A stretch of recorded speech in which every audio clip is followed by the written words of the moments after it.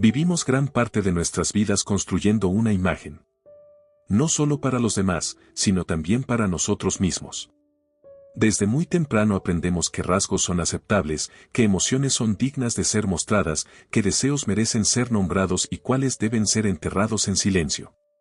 Así nace lo que podríamos llamar la fachada social, una versión pulida, ordenada, razonable de nosotros mismos, diseñada para encajar, para ser admirada, para evitar el rechazo.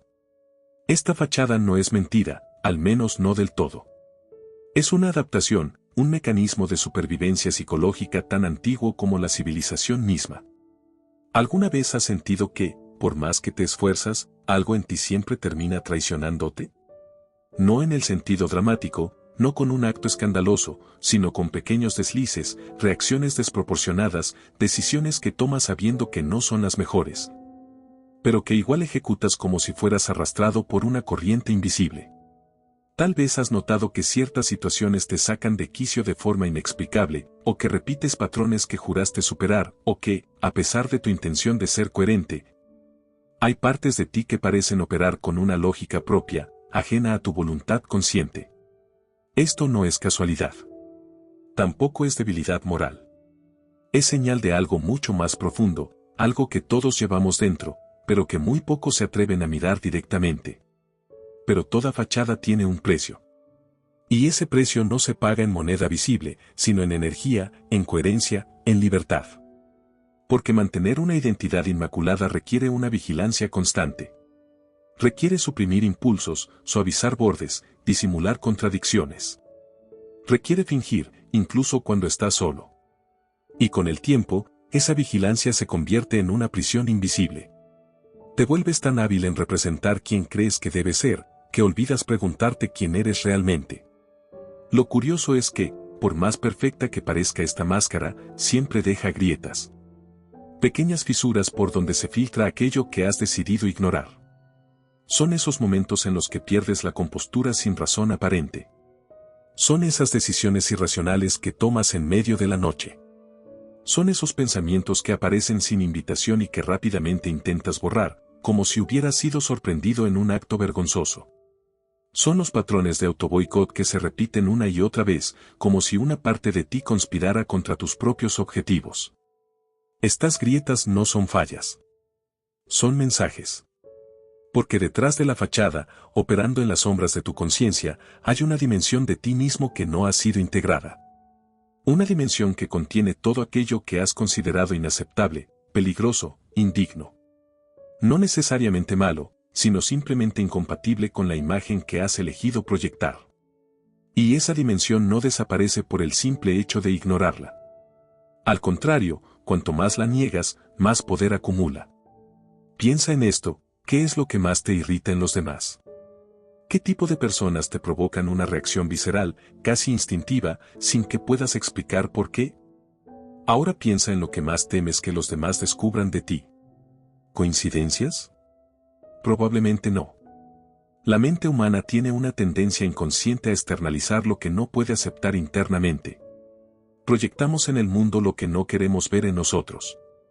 Y así, sin darnos cuenta, convertimos a los demás en espejos distorsionados de nuestras propias zonas oscuras. Pero eso lo exploraremos más adelante. Por ahora, basta con plantear la pregunta que muy pocos se hacen: ¿qué es lo que has enterrado tan profundamente que ya ni tú recuerdas que está ahí? No hablamos de secretos vergonzosos ni de pecados ocultos. Hablamos de potencial no reconocido, de instintos no canalizados, de emociones no comprendidas. Hablamos de una parte de ti que no ha sido domesticada, porque nunca se le permitió existir. Y esa parte, lejos de ser un enemigo, podría ser la clave para una forma más auténtica, más estratégica, más poderosa de estar en el mundo. Pero antes de llegar a eso, debes estar dispuesto a cuestionar la solidez de tu propia identidad. Porque la verdadera transformación no comienza cuando decides mejorar, sino cuando aceptas que quizás no conoces del todo a la persona que intentas mejorar. Y si esta idea te genera incomodidad, bienvenido. Esa incomodidad es la primera señal de que estás tocando algo real. Si este primer acercamiento a las grietas de tu identidad ha resonado contigo, considera suscribirte al canal.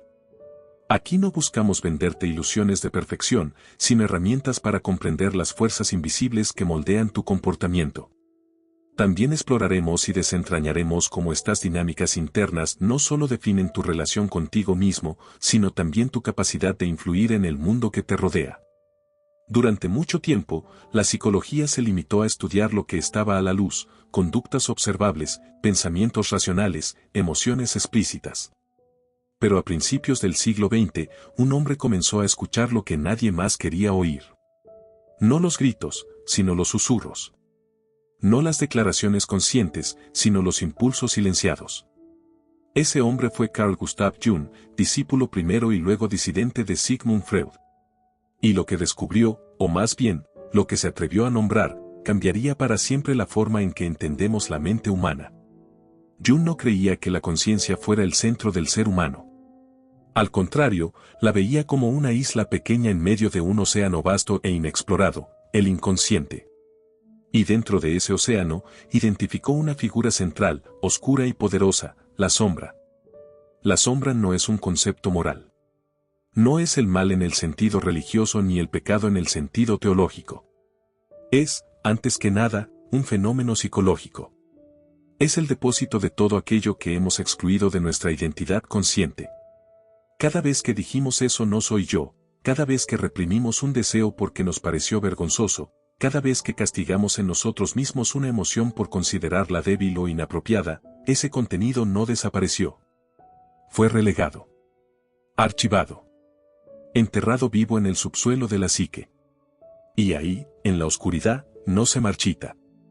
Se organiza. La sombra contiene rasgos que rechazamos: agresividad, envidia, lujuria, codicia, cobardía, ambición desmedida. Pero también contiene cualidades positivas que fueron suprimidas por el entorno: creatividad salvaje, intuición profunda, sensualidad auténtica, rebeldía sana. Lo que define a la sombra no es su naturaleza intrínseca, sino su exclusión.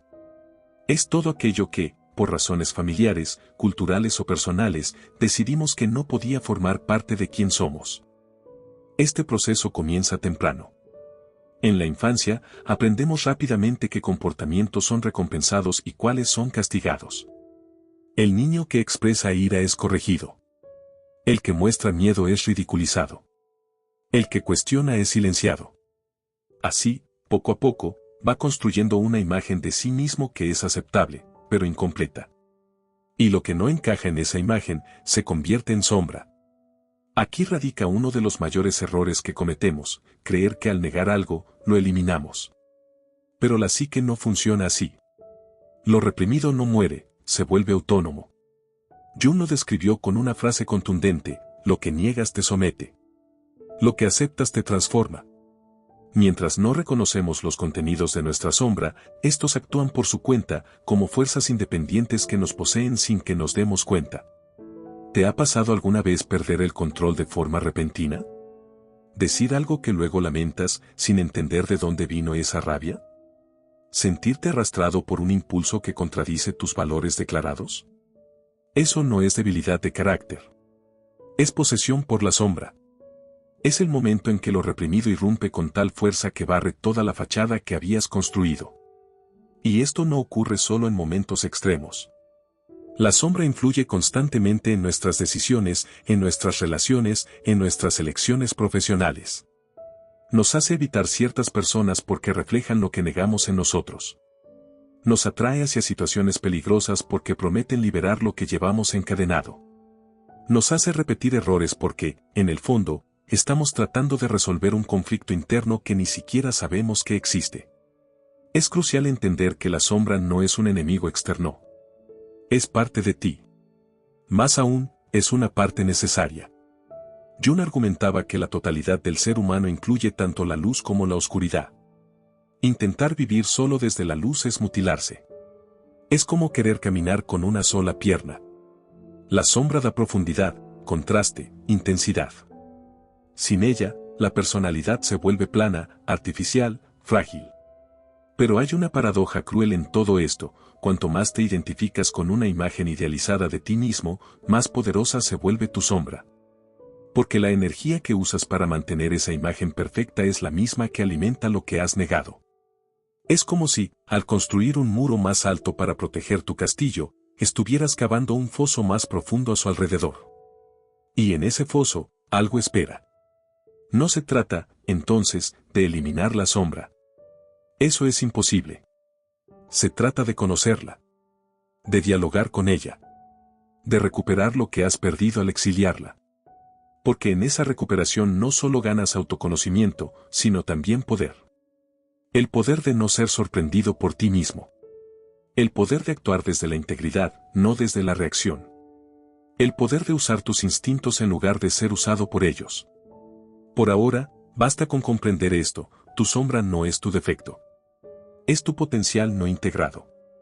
Y mientras permanezca oculta, seguirá gobernándote desde las sombras. Si este viaje al interior de tu psique te está revelando patrones que nunca antes habías cuestionado, te invito a suscribirte al canal. Aquí no ofrecemos consuelo fácil, sino mapas para navegar las zonas más complejas de la mente humana. A continuación, exploraremos cómo tu sombra no solo te gobierna a ti, sino que también determina cómo ves, y cómo eres visto, por los demás.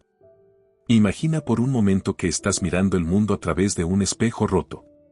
Cada fragmento refleja una parte de ti, pero tú no lo sabes. Crees que lo que ves es la realidad objetiva, cuando en verdad estás observando proyecciones de tu propio interior. Esta es la ilusión más persistente del ser humano, creer que vemos a los demás tal como son, cuando en realidad los vemos a través del filtro de lo que hemos negado en nosotros mismos. Este fenómeno, al que Jung llamó proyección, es la forma principal en que la sombra se manifiesta en nuestras relaciones. No es un error ocasional, es un mecanismo automático, inconsciente y universal. Cuando reprimimos un rasgo en nosotros, nuestra mente busca desesperadamente un lugar donde depositarlo. Y ese lugar suele ser otra persona.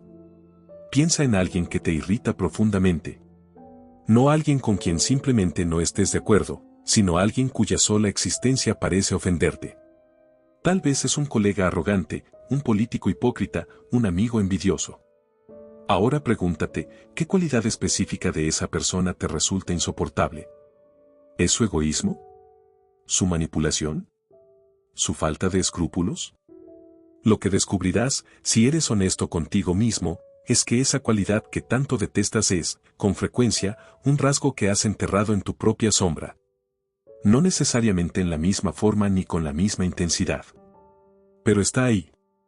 La proyección no exige que seas idéntico a la persona que criticas, solo que compartas, en algún nivel oculto, una semilla de esa característica. Y como no puedes aceptarla en ti, la ves con claridad cristalina en los demás. Con una nitidez casi dolorosa. Este mecanismo distorsiona por completo nuestra percepción estratégica. Si no reconoces que estás proyectando, creerás que tus juicios son objetivos, cuando en realidad son reacciones emocionales disfrazadas de análisis racional. Esto te hace vulnerable. Porque quien entiende este principio puede usarlo en tu contra. Los manipuladores hábiles no atacan tu razón, apelan a tu sombra. Saben que si logran identificar qué partes de ti mismo niegas, pueden activarlas a voluntad. Te provocarán para que reacciones desde tu ira reprimida. Te halagarán para que caigas en tu vanidad oculta. Te amenazarán para que actúes desde tu miedo enterrado. Y tú, convencido de que estás actuando con libertad, en realidad estás siendo movido como una marioneta por hilos que ni siquiera sabes que existen. Peor aún, mientras no integres tu sombra, tus relaciones estarán marcadas por patrones repetitivos y autodestructivos. Te atraerás constantemente a personas que encarnan lo que has negado. Si reprimiste tu agresividad, te relacionarás con gente violenta o pasivo-agresiva. Si negaste tu necesidad de poder, te verás envuelto en dinámicas de control con líderes autoritarios o socios dominantes. Si ocultaste tu sensualidad, caerás en obsesiones o repulsiones extremas hacia la sexualidad ajena. Esto no es casualidad. Es atracción magnética. Tu psique busca, de forma inconsciente, reintegrar lo perdido. Pero como no sabes cómo hacerlo de manera consciente, lo busca en el exterior, en los demás. Y así, en lugar de recuperar tu poder, lo entregas. Desde una perspectiva maquiavélica, comprender la proyección es una ventaja táctica fundamental. Porque si puedes detectar la sombra de otro, conoces sus puntos ciegos. Sabes qué botones presionar para desestabilizarlo, que halagos usar para ganar su confianza, que silencios explotar para crear dudas. Pero esta no es una lección sobre cómo manipular a los demás. Es una advertencia: si no dominas tu propia sombra, serás predecible, reactivo, fácil de gobernar. Y esto se amplifica en el plano colectivo. La proyección no es solo individual, es social. Las sociedades enteras construyen enemigos ideales para proyectar sus propias sombras. El racista proyecta su propia animalidad en el otro. El puritano proyecta su lujuria reprimida en la figura del pecador. El nacionalista proyecta su inseguridad en la amenaza extranjera. Estas proyecciones colectivas son las que alimentan los conflictos, las guerras culturales, las polarizaciones extremas. Pero hay una salida. Y comienza con una simple inversión de la mirada. En lugar de preguntarte por qué esa persona me afecta tanto, pregúntate qué hay en mí que resuena con eso. No para justificar lo injustificable, sino para recuperar tu soberanía perceptiva. Porque cuando reconoces que lo que más odias en el mundo exterior tiene una raíz en tu interior, dejas de ser su víctima. Dejas de pelear contra fantasmas. Empiezas a ver a los demás no como amenazas o salvadores, sino como espejos imperfectos. Y en esos espejos, en lugar de rechazo, puedes encontrar información. Información valiosa sobre ti mismo. Sobre tus zonas ciegas. Sobre tus potenciales no explorados. Dominar la proyección no significa dejar de juzgar. Significa juzgar con conciencia. Significa saber cuando tu reacción viene de un lugar real y cuando viene de una herida no sanada. Y esa diferencia es la línea que separa al estratega del rehén emocional. Porque al final, tus relaciones no son solo interacciones con otros. Son campos de batalla simbólicos donde se juega tu relación contigo mismo. Y mientras no reconcilies las partes divididas de tu psique, seguirás buscando afuera lo que solo puedes encontrar adentro. Si estás empezando a notar cómo tus reacciones más intensas revelan más sobre ti que sobre los demás, considera suscribirte al canal. Aquí no promovemos la ceguera emocional, sino la lucidez estratégica. En los próximos temas, descubrirás cómo transformar esas partes reprimidas no en cadenas, sino en fuentes de poder personal. Hasta ahora, hemos hablado de la sombra como algo que nos gobierna desde las sombras, como una fuerza oculta que distorsiona nuestras percepciones y relaciones. Pero hay un giro decisivo que muy pocos se atreven a dar: dejar de ver la sombra como un enemigo y empezar a reconocerla como una fuente inexplorada de poder. Porque lo que llamamos debilidad suele ser solo potencial mal canalizado. Lo que etiquetamos como oscuro muchas veces es instinto no domesticado. Y lo que reprimimos por miedo a perder el control puede ser, paradójicamente, la clave para ejercerlo de forma más efectiva. La sombra no está compuesta únicamente de impulsos destructivos. También contiene rasgos que, en su forma bruta, pueden parecer peligrosos, pero que, una vez integrados y dirigidos conscientemente, se convierten en virtudes estratégicas. La agresividad, por ejemplo, no es necesariamente violencia ciega, puede transformarse en asertividad implacable, en capacidad de imponer límites, en energía para defender lo que valoras. La ambición, tan vilipendiada en discursos morales, es la chispa que impulsa la creación, la innovación, la trascendencia. La astucia, frecuentemente confundida con engaño, es en realidad inteligencia táctica, la habilidad de leer el terreno, anticipar movimientos y actuar con precisión. Incluso la sensualidad, cuando no está suprimida por el pudor o el miedo, se convierte en una forma de presencia magnética, de conexión profunda, de influencia no verbal. Y la ironía, esa arma de doble filo, puede ser un instrumento de lucidez que desarma falsas solemnidades y revela las contradicciones del poder. El error no está en poseer estos rasgos. El error está en negarlos. Porque al negarlos, pierdes el control sobre ellos. Se vuelven autónomos, caóticos, reactivos. Pero al reconocerlos, los recuperas. Los vuelves tuyos. Y entonces, en lugar de ser arrastrado por ellos, puedes usarlos con intención. Aquí es donde la filosofía entra en diálogo con la psicología. Friedrich Nietzsche comprendió esto mejor que casi nadie. Para él, la grandeza humana no nace de la pureza moral, sino de la capacidad de afirmar la totalidad de la existencia, incluyendo sus aspectos más duros, más instintivos, más paganos. Hablaba de la voluntad de poder no como deseo de dominar a otros, sino como impulso de autoafirmación, de expansión, de superación constante. Y ese impulso no puede florecer si antes no has hecho las paces con tus propios instintos. Del mismo modo, Nicolás Maquiavelo, aunque escribió siglos antes de Jung, operaba con una comprensión implícita de la sombra. Sabía que gobernar, o simplemente sobrevivir en un mundo complejo, requiere aceptar la realidad tal como es, no tal como deberían ser las cosas. En El Príncipe, no predica la bondad abstracta, sino la virtud, una mezcla de coraje, astucia, adaptabilidad y realismo. Y esa virtud solo es posible si uno ha integrado tanto el león como la zorra que lleva dentro. No se trata, claro está, de caer en el cinismo o en la crueldad gratuita. Eso sería otra forma de posesión por la sombra. La verdadera integración no es liberación descontrolada, es gobernanza consciente. Es la diferencia entre arrojar una piedra al azar y lanzar una flecha con puntería. Ambos actos implican fuerza, pero uno es ciego y el otro es intencional. Piensa en figuras históricas o simbólicas que transformaron sus supuestas debilidades en armas de influencia. Leonardo da Vinci, cuya curiosidad insaciable y obsesión por lo prohibido lo llevaron a crear obras que trascendieron su tiempo. Cleopatra, que usó su sensualidad no como distracción, sino como herramienta diplomática. Winston Churchill, cuya melancolía profunda, lo que hoy llamaríamos depresión, se convirtió en una fuente de resiliencia durante los momentos más oscuros de la guerra. Estos no eran santos. Eran seres humanos completos. Y su poder provenía precisamente de no fragmentarse. No dividían su ser en lo bueno y lo malo. Reconocían sus contradicciones y las usaban como palanca. Desde una perspectiva estratégica, esto es fundamental. Porque en cualquier campo, negocios, política, arte, relaciones personales, quien actúa desde una identidad parcial está limitado. Solo puede usar una fracción de sus recursos internos.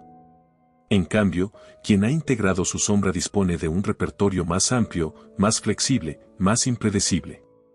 Puede ser compasivo cuando conviene, implacable cuando es necesario. Puede inspirar con su visión y disuadir con su firmeza. Puede moverse entre mundos porque ya no está encadenado a una sola versión de sí mismo. Pero hay una condición ética implícita en este poder, la responsabilidad. Integrar la sombra no significa justificar cualquier acción. Significa asumir que cada impulso, cada deseo, cada instinto lleva consigo una carga de consecuencias. Y que tú, y solo tú, eres el responsable de cómo lo usas. Esta es la verdadera madurez psicológica. No la ausencia de sombra, sino la capacidad de gobernarla. No la negación del instinto, sino su refinamiento. No la pureza, sino la coherencia. Porque al final, el poder más duradero no es el que se ejerce sobre los demás, sino el que se ejerce sobre uno mismo. Y ese poder comienza cuando dejas de temer lo que hay dentro de ti, y decides usarlo. Reconocer la existencia de la sombra es solo el primer paso. El verdadero desafío comienza cuando decides no huir de ella, sino confrontarla. Pero esta confrontación no es un acto de violencia interior, ni un juicio moral contra ti mismo. Es, antes que nada, un acto de curiosidad disciplinada. Porque no puedes integrar lo que no reconoces, y no puedes reconocer lo que evitas mirar. El primer indicador de que tu sombra está activa suele ser una reacción emocional desproporcionada. No hablamos de respuestas razonables a situaciones difíciles, sino de explosiones de ira, ataques de ansiedad, accesos de envidia o vergüenza que parecen surgir de la nada y que te dejan desconcertado después. Estas reacciones no son fallas, son señales. Son mensajes cifrados enviados desde las profundidades de tu psique, señalando zonas no integradas. La clave está en aprender a leerlos.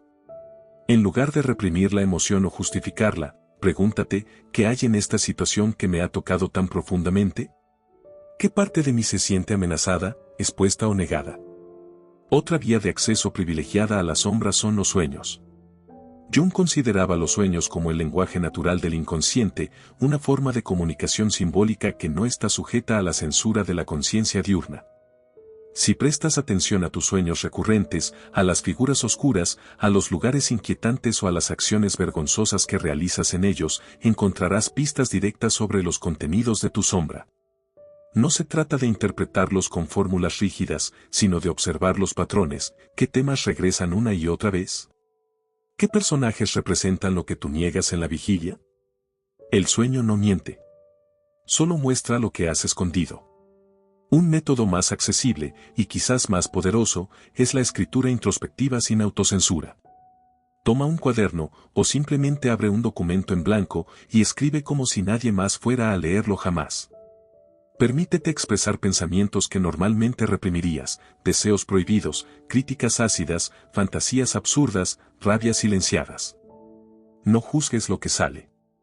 Simplemente déjalo fluir. Con el tiempo, comenzarás a notar voces internas que no reconocías como tuyas. Esa es tu sombra hablando. Y al escribirla, la traes a la luz. La haces visible. Y lo que es visible ya no puede poseerte.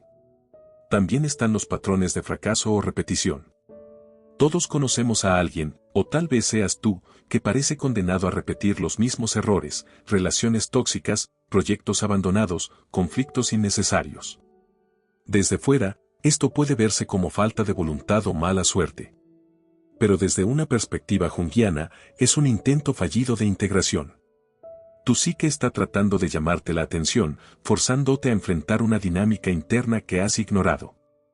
Cada repetición es una oportunidad perdida y una invitación renovada. En este proceso, el humor y la ironía son aliados insustituibles. Porque la sombra, al ser tan cargada emocionalmente, puede volverse opresiva si la abordas con solemnidad excesiva. Reírte de tus propias contradicciones, de tus vanidades ocultas, de tus absurdos internos, no es una forma de menospreciarte, es una forma de ganar distancia. El humor desactiva la identificación ciega. Te permite decir, ahí estás otra vez, en lugar de soy un desastre. Esta ligereza es esencial para mantener el equilibrio durante la integración. Pero debemos hacer una advertencia estratégica crucial, este trabajo no es terapia. No busca consuelo, ni sanación en el sentido convencional, ni alivio inmediato del sufrimiento. Es, ante todo, un entrenamiento psicológico. Es el desarrollo de una musculatura interna que te permite soportar la complejidad de tu propio ser sin fragmentarte. No se trata de sentirte mejor contigo mismo, sino de conocerte mejor. Y ese conocimiento, aunque incómodo al principio, es la base de una ventaja decisiva en cualquier ámbito de la vida. Porque cuando comprendes tus propios puntos ciegos, tomas decisiones más claras.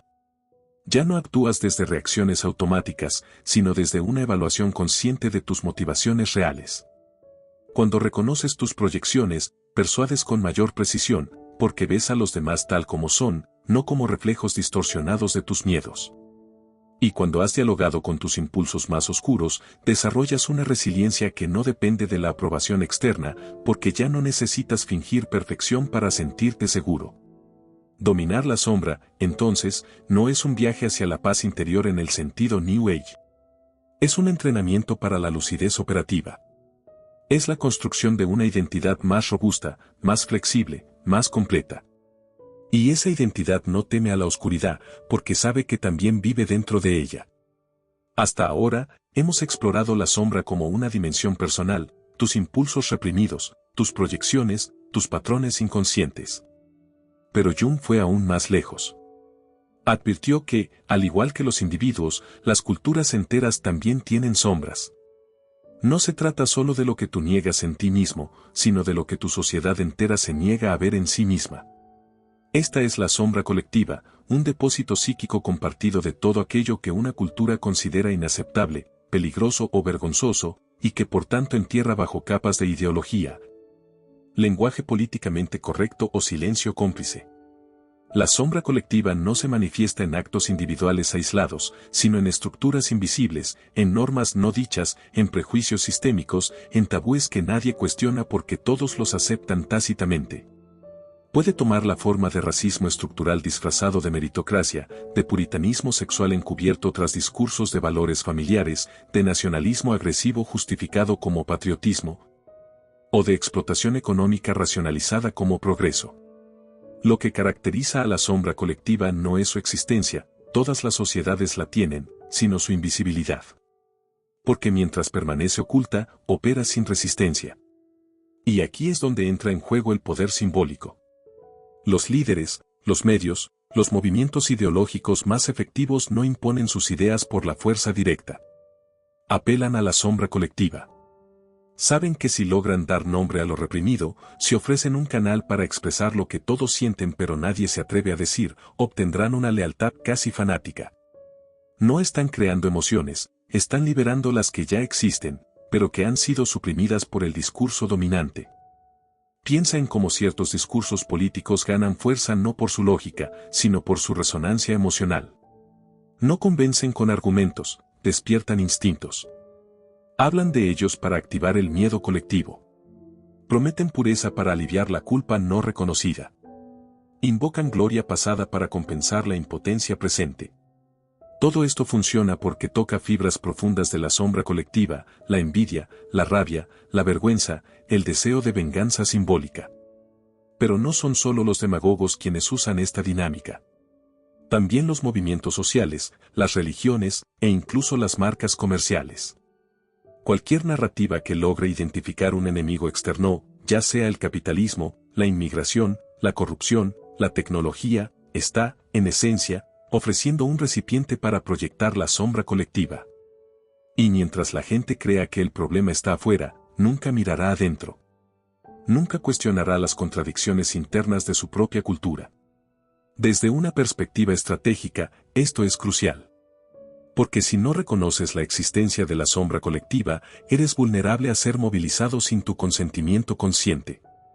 Tus emociones, tus opiniones, incluso tus acciones pueden ser dirigidas por fuerzas que operan a través de símbolos, imágenes y narrativas diseñadas para activar tus zonas ciegas colectivas. No estás pensando, estás siendo pensado. La solución no es aislarse del mundo. Eso sería otra forma de negación. La solución es desarrollar lo que podríamos llamar inmunidad simbólica, la capacidad de reconocer cuando una narrativa apela a tu sombra colectiva en lugar de a tu razón. Esto requiere distancia crítica. Requiere preguntarte, cada vez que sientas una reacción emocional intensa ante una noticia, un discurso o una tendencia cultural, ¿esto me está mostrando algo real? ¿O me está usando como canal para algo que mi sociedad ha enterrado? Aquí es donde entra la filosofía como herramienta de defensa. Baruch Spinoza, por ejemplo, entendía la libertad no como la ausencia de determinación, sino como la comprensión de las causas que nos mueven. Cuantas más causas internas y externas comprendes, menos eres arrastrado por ellas. Aplicado a la sombra colectiva, esto significa que tu libertad comienza cuando ya no te dejas llevar ciegamente por las emociones colectivas, sino que las observas. Las nombras y decides conscientemente si participar en ellas o no. Ser consciente de la sombra colectiva también implica asumir una responsabilidad incómoda. Porque una vez que ves las grietas en el discurso dominante, ya no puedes fingir ignorancia. Ya no puedes decir todos lo hacen como justificación. Sabes que la hipocresía cultural no es inevitable, es una elección colectiva de no mirar.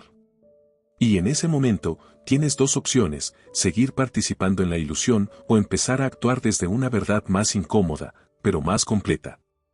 Esto no te convierte en un rebelde automático. Al contrario, te da claridad para elegir cuándo alinearte con el grupo y cuándo mantener distancia. Porque ya no actúas por presión social inconsciente, sino por decisión estratégica consciente. En un mundo saturado de señales emocionales, de narrativas polarizantes y de identidades tribales, la verdadera ventaja no está en tener más información, sino en tener más lucidez sobre cómo esa información te afecta. Y esa lucidez nace cuando comprendes que no solo llevas una sombra dentro de ti, sino que también formas parte de una sombra mucho más grande. El desafío, entonces, no es purificar la cultura. Eso es imposible. Es navegarla con los ojos abiertos. Sabiendo que, en última instancia, la libertad no consiste en escapar de la sombra colectiva, sino en no dejar que te use sin que te des cuenta. Dominar tu sombra no significa eliminarla. Eso sería una ilusión peligrosa. La sombra no es un tumor que deba extirparse, es una dimensión constitutiva de tu humanidad. Intentar erradicarla solo la fortalece en la clandestinidad. El verdadero dominio no es represión, sino gobernanza. No es guerra contra ti mismo, sino reconciliación estratégica. Porque una vez que has reconocido tus impulsos más oscuros, una vez que los has nombrado, observado y comprendido, ya no necesitas temerlos. Y cuando ya no los temes, dejas de ser su marioneta. Puedes elegir cuándo usarlos, cómo canalizarlos, qué propósito darles. La agresividad se convierte en firmeza. La ambición, en visión. La astucia, en inteligencia táctica. La sensualidad, en presencia magnética. No cambias quién eres, simplemente dejas de fingir que eres otra cosa. Esta coherencia interna es la fuente de un poder muy distinto al que busca imponerse sobre los demás. Es un poder silencioso, discreto, casi invisible. Porque quien ha integrado su sombra ya no necesita demostrar nada. Ya no actúa para ganar aprobación, ni para compensar inseguridades, ni para proyectar una imagen idealizada. Actúa desde una alineación profunda entre lo que piensa, lo que siente y lo que hace. Y esa alineación genera una autoridad natural que no depende del ruido, sino de la consistencia. Pero este estado no es permanente. No es un destino al que llegas y en el que te quedas. Es un equilibrio dinámico, una negociación constante. Porque la psique humana no es estática. Siempre hay nuevos contenidos que emergen, nuevas zonas que se oscurecen, nuevas proyecciones que se forman. Dominar la sombra no es un logro final, es una práctica perpetua de atención, honestidad y coraje. Y aquí radica la incomodidad inevitable del despertar. Porque una vez que has visto claramente las grietas en tu identidad, ya no puedes volver a la inocencia cómoda de antes. Ya no puedes culpar al mundo por tus reacciones. Ya no puedes fingir que tus decisiones son puramente racionales.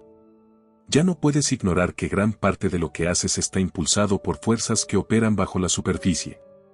Esta lucidez duele. Pero también libera. Porque al final, la verdadera libertad no consiste en ser bueno, sino en ser completo. No en eliminar lo oscuro, sino en dejar de ser gobernado por él. No en alcanzar la perfección, sino en aceptar la complejidad. Y en ese acto de aceptación, surge una forma de poder que no necesita justificarse ante nadie, el poder de actuar con coherencia interna, incluso cuando el mundo exige contradicciones. Muy pocos llegan hasta aquí. La mayoría prefiere la comodidad de la máscara. Prefiere creer que sus enemigos están afuera, que sus fracasos son culpa del sistema, que su pureza es incuestionable. Y mientras tanto, siguen siendo movidos por impulsos que no comprenden, atrapados en patrones que no reconocen, manipulables por quienes sí entienden las reglas del juego. Pero tú ya has empezado a mirar. Y si has llegado hasta este punto del video, es porque algo en ti ha resonado con esta verdad incómoda. Gracias por acompañar este viaje hasta el final. Si este enfoque, serio, estratégico, sin concesiones, te ha resultado valioso, considera suscribirte al canal. Aquí no vendemos ilusiones de redención fácil, sino herramientas para navegar la complejidad humana con lucidez y propósito.